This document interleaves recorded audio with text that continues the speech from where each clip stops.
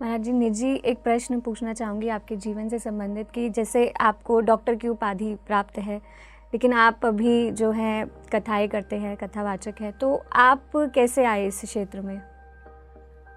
ये तो ठाकुर जी की विशेष कृपा है। पहली बात तो एक मैं संत का पुत्र हूँ, परम पूज्य ब्रह्मलीन संत श्री शिवानंद साधक जी महाराज का। लेकिन उन्होंने भी बहुत प्रयास किया कि मैं इसी क्षेत्र में आऊँ और घर का वातावरण भी मुझे ऐसा मिला। लेकिन कई बार उन्होंने मेरे लिए प्लेटफॉर्म बहुत बड़े बड़े तैयार किए, लेकिन मैं सक्सेस नहीं हो पाया क्योंकि मेरा मन ही नहीं था और मैं उस कथा को नहीं कर पाया। मैं आश्रम की व्यवस्था, कथाओं का मैनेजमेंट देखता था। लेकिन जीवन में एक मोड़ ऐसा आया कि जिसने मेरे जीवन को बदल दिया, और वो कैसे आया मुझे भी नहीं पता चला।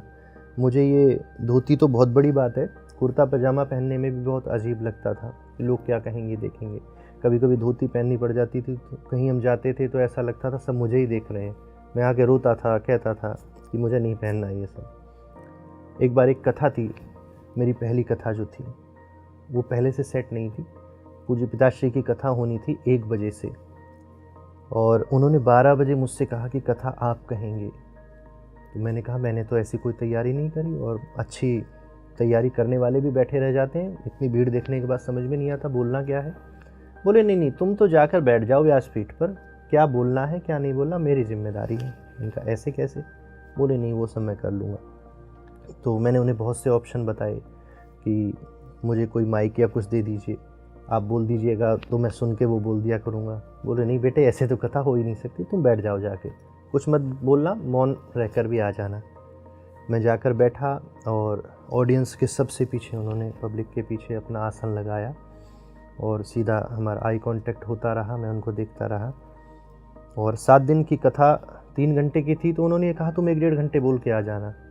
3 से वो 4 घंटे होने लगी, 5 घंटे होने लगी, और मैंने अपनी क्लिप्स को कथा के बाद सुना तो मुझे यकीन ही नहीं हुआ कि मैं ये क्या क्या बोल गया, ये सब भाव कहाँ से आए, कैसे आए।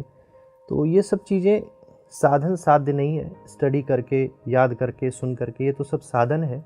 लेकिन भगवान की सेवा, भगवान की कथा ये कृपा साध्य है। अगर कृपा आप पर हो गई तो किस समय आप क्या करने लग जाओगे, कितना अच्छा बोलने लग जाओगे, लोग आपको सुनने लगेंगे, आपको पता नहीं चलेगा। और मेरी कथा हुई और मैं बहुत प्रसन्न हुआ, और कथा के ठीक 7वें दिन पूज्य पिताश्री ने अपने शरीर को छोड़ दिया, वह ब्रह्मलीन हो गए। तो बहुत दुख भी हुआ, और इतना मैं प्रिपेयर भी नहीं था कि आगे सब चीज़ संभाल सकूं। लेकिन फिर साक्षात उन्हीं की अनुभूति मुझे हुई, और आज भी उनकी कृपा से ही सब कुछ चल रहा है, जो कुछ भी मैं हूँ। तो इससे मैंने अनुभव किया कि भगवान की कृपा बहुत सुंदर चीज़ है, और पल भर में मेरा जीवन बदल गया। जिन चीज़ों में मुझे संकोच आता था, आज मुझे गर्व होता है।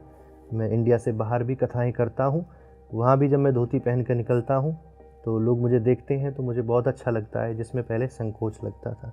तो सारा खेल हमारे दृष्टिकोण का है, वो कब बदल जाए आपको भी नहीं पता, जब भगवान की कृपा हो जाए। तो ऐसे मोड़ ने मेरे जीवन को बदला, और अब तो मुझे बहुत रस आता है इसमें। बहुत ही दिव्य अनुभव। जैसे आपने कहा कि कथा कभी आपने की नहीं और पहली बार कथा आपने की और 7वें दिन आपके पिता ने समाधि भी ले ली, तो